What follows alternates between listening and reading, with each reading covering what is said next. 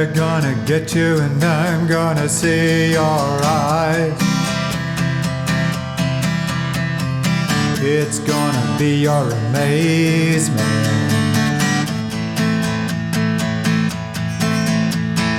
See your eyes. Emotions are rational. In the previous presentation, we established that emotions obey the laws of the universe and have physical characteristics of action-reaction. In this presentation, we argued that emotions are rational and we established why.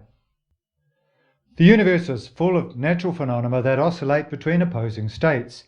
At the subatomic level, particles such as electrons are in constant motion.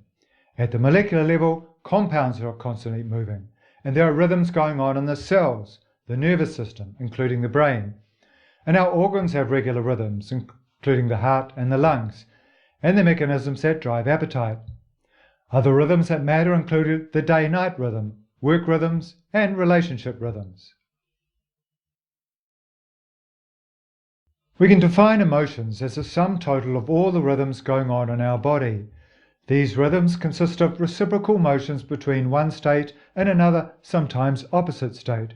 For instance, if you look at this chart, it shows a number of rhythms starting at the smallest level, atoms, and extending up to planetary level, Earth's rotation. Lower level rhythms tend to be more regular than high level ones, although planetary movement is an exception, that being very regular. Shall we now examine this chart? At the atomic level, electrons orbit around atomic nuclei in very precise frequency and amplitude, and radiation is emitted or absorbed in precise frequency and amplitude. As an example, quartz crystal has a very regular electron rhythm that is harnessed to run watches. At the molecular level, Brownian motion occurs in which particles move and collide as they fill up available space. As an example, the convection of air and liquids results from regular movement of molecules causing them to mix. At the level of large molecules such as ribonucleic, where DNA and RNA strands split and replicate in rhythmic fashion as they interact with each other. Some examples are the way that DNA and RNA replicate, and how parts of cells such as mitochondria and Golgi bodies metabolize in quite regular rhythms. At the cellular level, cells in the body grow and split in regular cycles of life and death, and blood cells move around the body in a regular fashion every 2 minutes.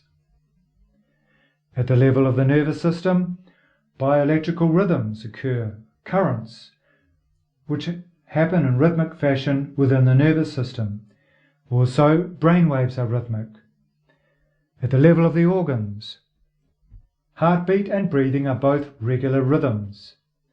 Hormonal cycles such as menstruation, ovulation is a monthly rhythm, and cycles of sexual desire occur within shorter time spans.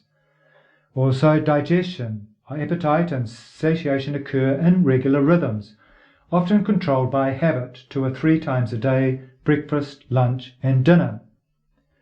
The level of the planets, daylight, awake-sleep rhythm occurs over 24 hours between day and night. At the level of the weekend, we have a work-play rhythm of 2 days rest for every 5 days work. And at the level of relationships, all relationships, whether with partner, parents, siblings, workmates or friends, have ups and downs. We call this reciprocity. All of the rhythms in that chart affect our emotional state to a certain extent. Obvious ones are sleep and appetite. If we are tired and hungry, then that is likely to make us grumpy. Lack of sleep and food can lead to more serious health problems.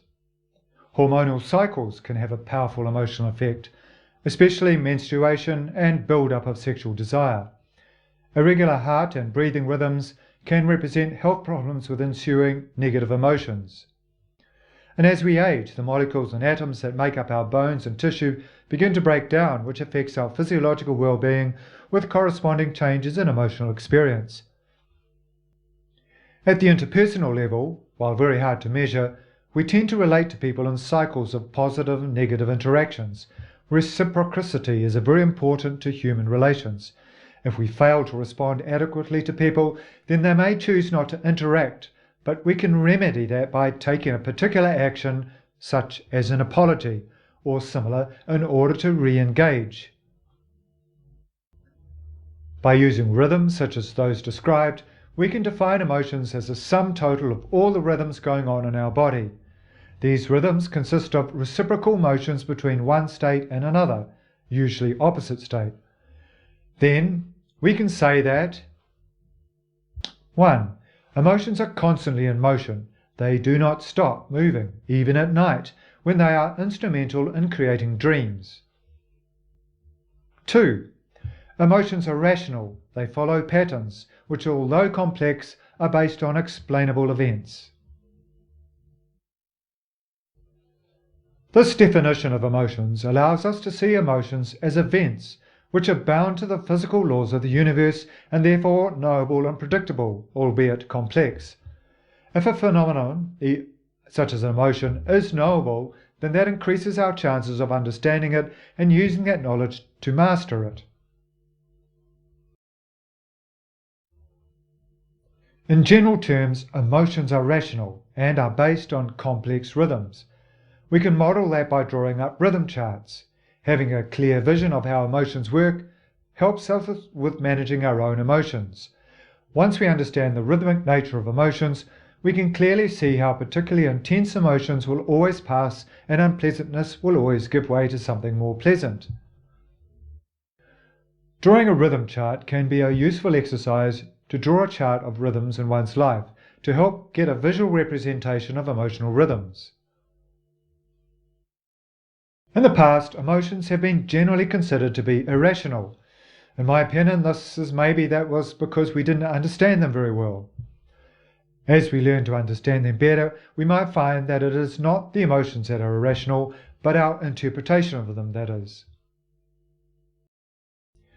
During my youth, when I experienced a particularly bad bout of depression, I would lie down in my bed and, with the understanding that it would soon pass, I would stay there, enduring the pain as best as I could.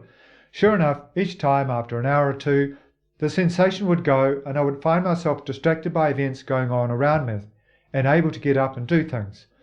It was partly through the vision I had that the depression was a physical event that was rational and would soon pass that I was able to endure this experience time after time. Our aim should be to get better at interpreting our emotions. One way of doing that is by modelling using rhythm charts.